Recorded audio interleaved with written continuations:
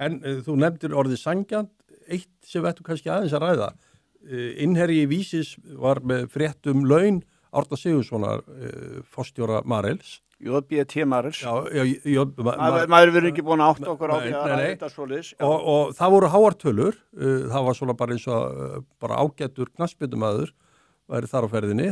300 milljónir voru nefndar í því sambandi og síðan annað. Og það sem var kannski, maður velti fyrir sér, þetta svona niðurstaða á því ári sem búið að vera undanfarið og örugglega verið gríðarlega álag og vinna hjá forstjóra félagsins við að koma þessu öll í gegn. Það efast enginn það.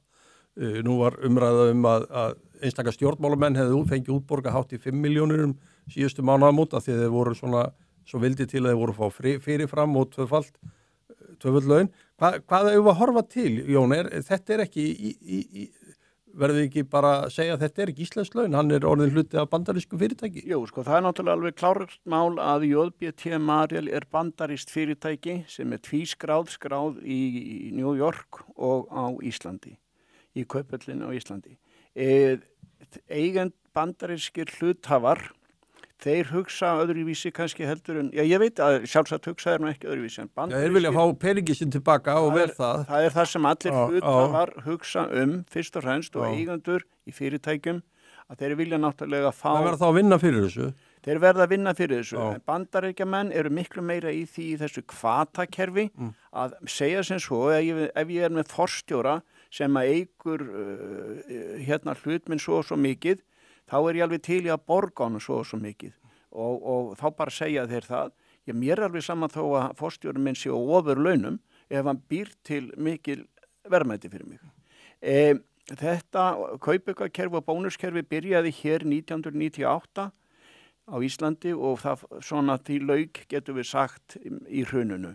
Það var meðal annars sagt að græðgin í þessum bónuskerfum út allan heim hefði verið byrjunin á einhverju svona þessu fjármála fárviðri þar segja banka hrunu allan heim sem var alltaf að tala Það athyglisvert að í þessu þegar við tölum sanngirni, hvað eru sanngjörn laun og hversu mikið á að meta alltaf laun forstjórans eða hlutverk hans í því að reka fyrirtæki vegna þess að í 1000 manna fyrirtæki það dugir ekki að koma á árshátíðum og segja eitthvað sem svo þið eruð aðal auður fyrirtækisins og tala þá til allra starfsmanna.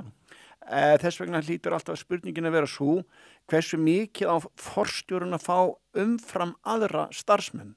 Það hlýtur ofta að vera svona það sem miðað við.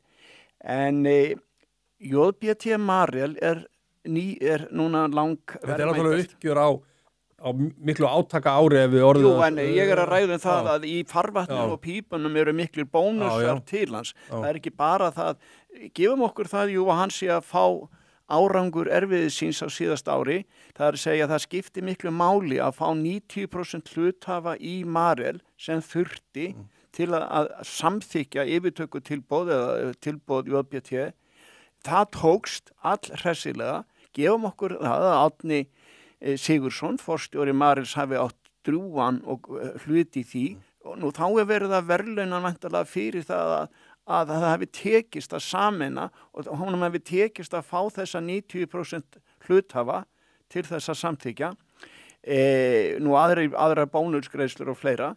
Það sem við horfum þá frekar fram á við með það að hann væntanlega að fá núna líka talsvert svona, hvað var að segja, hann að fá kaupauka, bónusa og ýmislegt.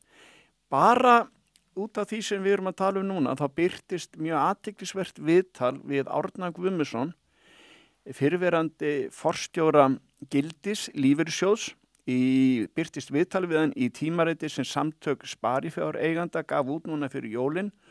Þetta tímarit lífeyrismál. Og þar kemur hann einmitt inn á þetta vegna þess að lífeyrissjóðir eiga 40% hlut í öllum skráðum fyrirtækjum á Íslandi. Það svona sirka.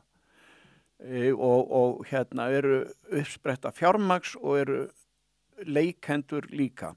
Það hefur oft verið rætt það þegar að vera að tala ofurlaun að þá koma verkalýðsfélögin og segja, heyrðu, þetta er allt og hátt. Og vilja stýra því gegnum lífeyrissjóðina. Vilja stýra því nefnilega gegnum lífeyrissjóðina. Þannig að Árni er milli steins og sleggju stundum. Milli steins og sleggju þar.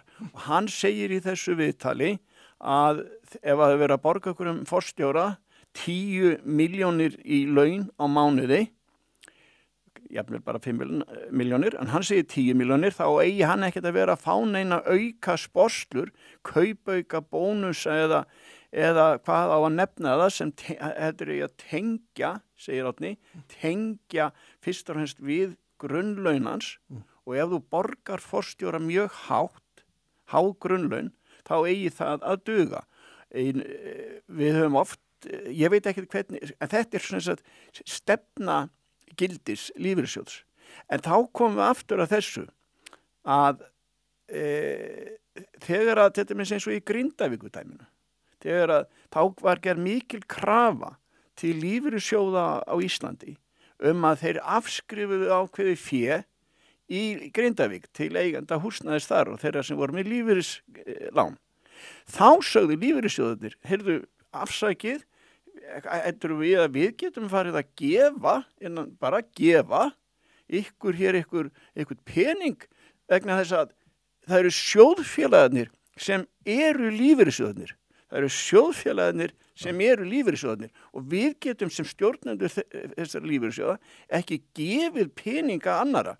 Þannig að þetta er svolítið athyglisvert að þarna líta þeir svo á að það séu sjóðfélagarnir sem vilja þá auka hag lífeyrissjóðsins sem mest eðlilega, þetta er út á eftirlaunakerfinu, en á sama tíma náttúrulega hljótaði líka vilja að eignir þeirra hækki sem allra mest. Þetta er ákveðin fólkstreita. Já, við höfum séð aftur komið upp einhverja svona samfélagslega kröfu til lífeyrissjóða út af einhverju tilteknum málum. Við munum það nú eftir bankahrunið að þá átti þeirra 60-70 milljarðar þá var krafan að þeir kæmi með eigninnar heim þá seldu eignir og kæmi með heim til að styðja íslenskt efnahagslíf sem betur þeir var ekki bröðust við því. Ég held að lífeyrissjóðir eiga bara að passa lífeyrin fyrir okkur. Já, og þá getur líka hort að það að þeir eiga ekki að hafa þetta allt í sömu körfunni. Þeir þurfa líka að vinna lýðræðislega og þeirra hlutverk á markaði verður alltaf til umræðu.